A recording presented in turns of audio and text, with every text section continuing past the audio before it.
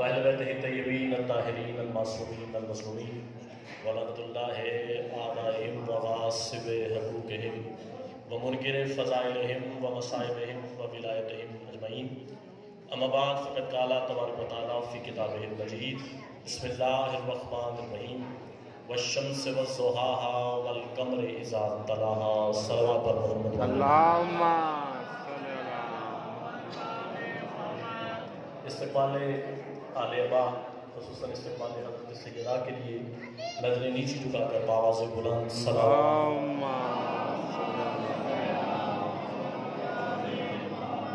دلی دعا ہے کہ کائنات کی مالکن حضرت سیدہ اپنے بچوں کے صدقے میں آپ تمام احباب کو اس فرش عذاب پہ چل کے آنا اپنی بارگاہ میں شرف قبولیت سے نوازیں. اجازت ہے جی بات شروع کی جائے. پہلی دفعہ آپ کے سامنے حاضری ہے، لیکن کسی بھی نئی جگہ پہ جا کے یہ نہیں کہا کہ میں آپ کے مزاج سے آشنا نہیں، کیونکہ اگر امام ایک ہے تو مزاج بھی ایک ہے.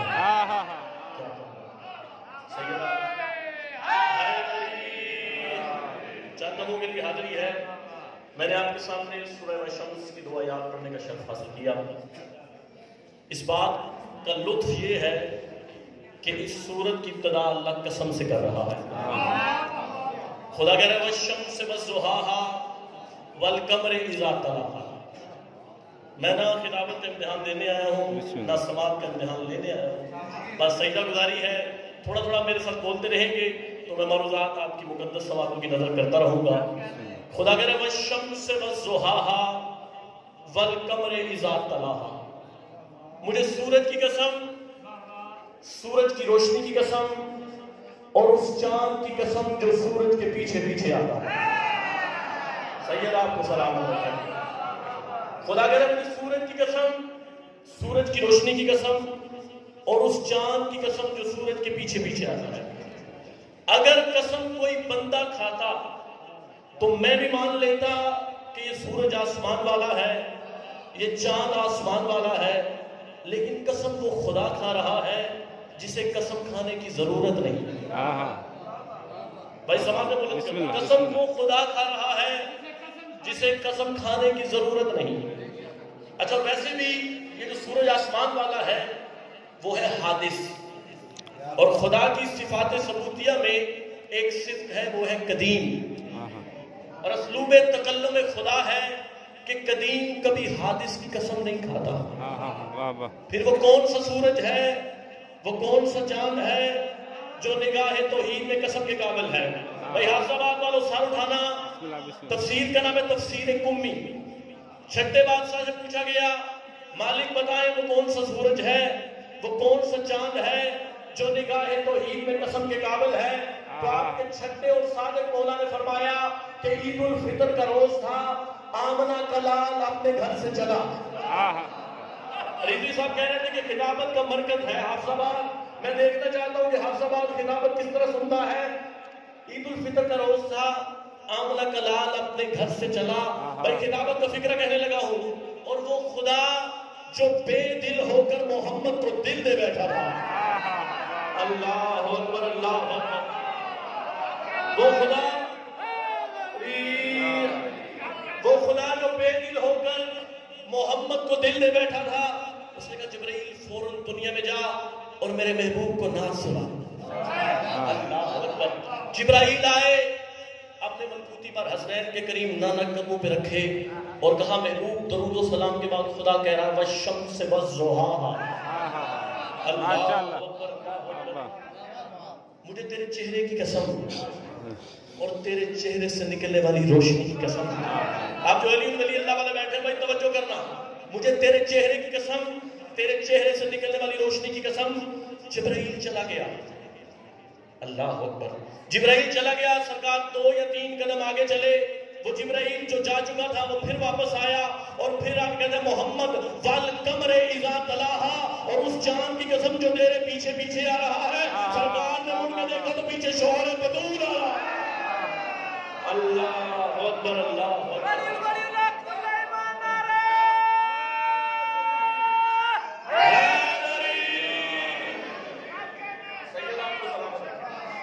پیچھے مڑ کے دیکھا، پیچھے امیر ممکنات آ رہے تھے. یعنی قرآن کہہ رہا ہے، خدا کہہ رہا ہے، محمد مجھے تیرے چہرے کی قسم، تیرے نور کی قسم، اور اس علی کی قسم جو تیرے پیچھے پیچھے آ رہا ہے۔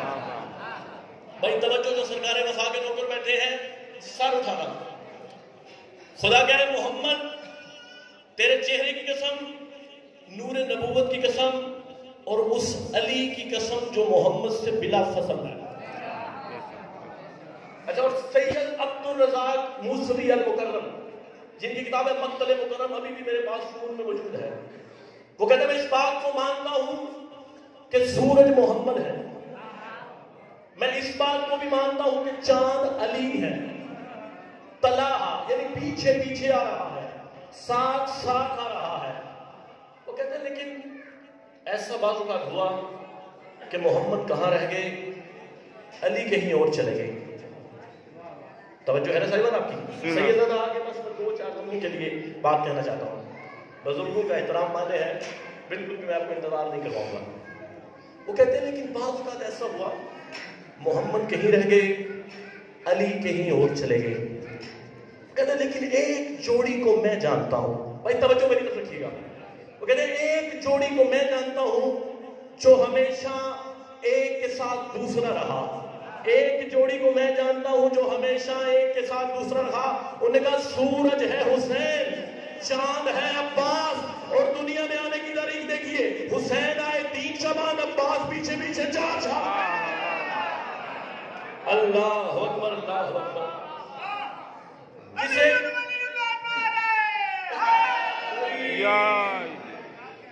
سید آپ کو سلامت رکھے، بس 2-3 معلومات سنیے۔ کسے کہتے ہیں عباس؟ بھائی یہ عنوان توحید ہے، خدا بولے تو پتہ چلے عباس کسے کہتے ہیں۔ ہائے ہائے ہائے ہائے، میری زبان میں طاقت نہیں کہ میں لسان اللہ کے بیٹے کی توصیف بیان کروں۔ خدا بولے تو پتہ چلے عباس کسے کہتے ہیں، لیکن باہر طور اپنی معرفت کا تعارف کروا رہا ہوں۔ کسے کہتے ہیں عباس؟ کہ جس کے بچوں کے کپڑے جنت کے درزی سیے انہیں بطول کہتے ہیں۔ ہائے ہائے ہائے ہائے، جس کے بچوں کے کپڑے جنت کے درزی سیے انہیں بطول کہتے ہیں، اور سیدہ اپنے ہاتھوں سے جس کے کپڑے سیے اسے عباس کہتے ہیں۔ اللہ اکبر، اللہ اکبر۔ سیدہ اپنے ہاتھوں سے جس کے کپڑے سیے اسے عباس کہتے ہیں۔ بھئی ایک بات سنیے گا، صرف آخری بات فضائل کریں گے۔ امیر المومنین جب کوفہ میں تھے نا، اکثر علی منبر سے اترتے تھے اور بازار میں جاتے تھے۔ توجہ صاحبان، اکثر علی منبر سے اترتے تھے اور بازار میں جاتے تھے۔ علی سے بہتر کون خرید سکتا ہے؟ ہائے ہائے ہائے، نہ علی سے بہتر کوئی خرید سکتا ہے، نہ علی سے بہتر کوئی بیچ سکتا ہے، نہ علی سے بہتر کوئی تول سکتا ہے۔ علی بازار میں جاتے تھے۔ علی ایک دن بازار میں گئے، علی نے دیکھا ایک درزی ہے، توجہ ہے نا صاحبان آپ کی، جو کپڑے سی رہا ہے اور ساتھ ساتھ کچھ گانے گنگنا رہا ہے۔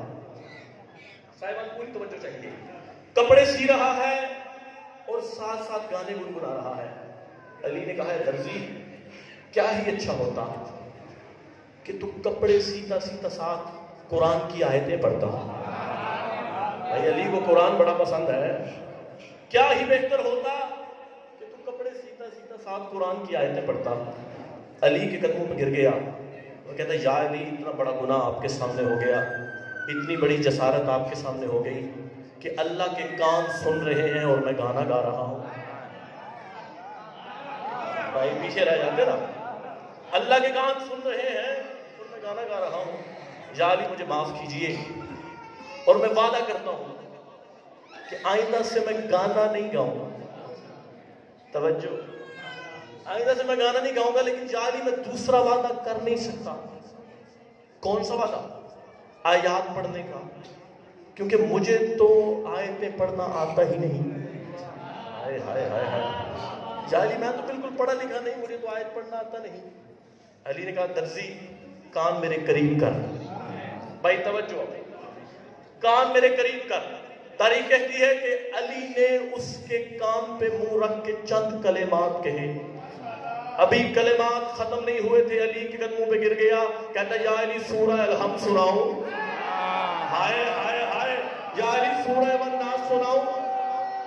بھائی دونوں ہاتھ بلند کر کے گدی بن گئے. یا علی کون سا سورہ سناؤں؟ بھائی توجہ چاہیے. یا علی کون سا سورہ سناؤں؟ درزی آیتیں قرآن کی پڑھنے لگا، آیتیں قرآن کی پڑھنے لگا، اور پورے بازار کوفہ میں شور مچ گیا. علی نے درزی کو حافظ قرآن بنا دیا. علی نے درزی کو حافظ قرآن، بھائی توجہ کرنا، علی نے درزی کو حافظ قرآن بنا دیا. علی نے کہا کوفہ والوں یاد رکھو یہ علی کی قدرت ہے، چاہے درزی کو حافظ قرآن بنا دے، چاہے قرآن لے کے آنے والے کو درزی بنا دے. اللہ اکبر. چاہے درزی کو حافظ قرآن بنا دے، چاہے قرآن لے کے آنے والے کو درزی. سیدہ آپ کو سلامت رکھے، آپ کی سماعتیں شاداب رہیں. جائے بدر قبلہ صاحب تشریف فرما ہے. صرف مجلس مکمل کرنے کے لیے ایک بات مصیبت کی کہنا چاہتا ہوں. سیدہ تجھے دنیا کے کسی غم میں نہ رلائے. عزادارو 3 بیٹیاں ہیں خاندان عصمت میں ایسی جو وقت سے پہلے ضعیف ہو گئی. یار میری ہائے تو بلند ہونی چاہیے تھی، میں نے مصیبت پڑھ دی علی کی بیٹی کو. اور مرحوم کو ارسال کرنے کے لیے آنسو سے بہتر کوئی تحفہ نہیں ہے. کوشش کرنا ایک ایک آنسو آ جائے. سیدہ تشریف فرما ہے، ان کے سامنے میں نے کیا پڑھنا ہے. عزادارو یہ تمہارے آنسو ہوتے ہیں نا، خدا کی قسم یہ ضائع نہیں جاتے ہیں، بلکہ محمد کی بیٹی کی رومال کی زینت بنتے ہیں. تو مجلس کے بعد اپنے اپنے گھروں کو چلے جاتے ہو، خدا کی قسم محمد کی بیٹی اپنے گھر نہیں جاتی بلکہ سیدھی کربلا جاتی ہے. کتابوں کی ضمانت سے کہہ رہا ہوں کہ زخموں سے چور حسین اٹھ کے اپنی ماں کا استقبال. سیدہ مجھے دنیا کے کسی غم میں نہ رلائے. عزادارو وہ رومال جس میں تمہارے آنسو ہوتے ہیں نا، محمد کی بیٹی شبیر کے زخموں میں لگاتی ہے. خدا کی قسم سارے زخم ٹھیک ہو جاتے ہیں، لیکن 2 زخم شبیر کے جو کبھی ٹھیک نہیں ہوتے. میرے سامنے ماتمی عزادار بیٹھے ہیں. پہلا زخم ہے زینب کی چادر کا زخم، دوسرا علی اکبر کی برچھی کا زخم. سیدہ تجھے دنیا کے کسی غم میں نہ رلائے. 3 بیٹیاں ایسی ہیں اس خاندان میں جو وقت سے پہلے ضعیف ہو گئی. اگر تم ماتمی ہے، تیرے پاس ہاتھ ہیں اور تم ماتم کرنا چاہتا ہے عباس کا.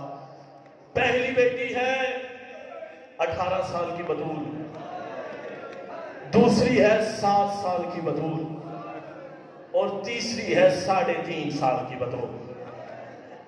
تو ماتمی ہے تو میں پڑھتا ہوں کھل کے. جو 18 سال کی بطول تھی اسے باپ کے دربار میں بوڑھا کر دیا. مالک تیری زندگی دراز کرے. جو 18 سال کی بطول تھی اسے باپ کے دربار میں بوڑھا کر دیا. جو 7 سال کی بطول تھی اسے علی اکبر کی جدائی نے بوڑھا کر دیا. اب تیرے پاس ہاتھ ہے، ہاتھ سینے پہ ضرور مارنا. اور جو 3.5 سال کی بطول تھی اسے شیبر کے تماچوں نے بوڑھا کر دیا. سیدہ تجھے دنیا کے کسی غم میں نہ رلائے. حضرت مولانا سجاد فرماتے ہیں مجھے اتنا کسی شے نے نہیں رلایا جتنا مجھے باقر اور سکینہ کے سوالوں نے رلایا. بس میں ایک سوال کرتا ہوں سیدہ سکینہ کا. حضرت مولانا سجاد فرماتے ہیں کہ جب شام کے بازار میں ہمارا قافلہ آیا، امت نے اس رنگ میں استقبال کیا کہ میری پھوپھی زینب مجھے نہ پہچان سکی، میں اپنی پھوپھی زینب کو نہ پہچان سکا. اس رنگ میں امت نے استقبال کیا. مولانا سجاد فرماتے ہیں اسی وقت میری 3.5 سال کی بہن میرے قریب آئی اور ہاتھ جوڑ کے تھی، سجاد شمر مجھے تماچے مارتا رہا، میں نے شکوہ نہیں کیا. سجاد میرا بابا میرے سامنے مارا جاتا رہا، میں نے شکوہ نہیں کیا. سجاد مجھے بغیر پلان کے اونٹوں پہ بٹھایا گیا، میں نے شکوہ نہیں کیا. اب تم ماتمی ہے، ہاتھ سینے پہ ضرور مارنا. اللہ سید الساجدین نے کہا سکینہ بتا تو بازار میں کیا شکوہ لینے آئی ہے؟ حضرت 3 سال کی معصومہ ہاتھ جوڑ کے کہتی ہے یا اخی سجاد کل شمرن لا یضرب صوتا علی وجہی، سجاد شمر سے کہہ دے میرے منہ پہ تماچے مارے تازیانے نہ مارے۔ سجاد شمر کے ہاتھ میں لوہے کا تازیانہ ہے، کبھی میرے دائیں رخسار میں مارتا ہے اور کبھی میرے بائیں رخسار۔ وَسَيَعْلَمُ الَّذِينَ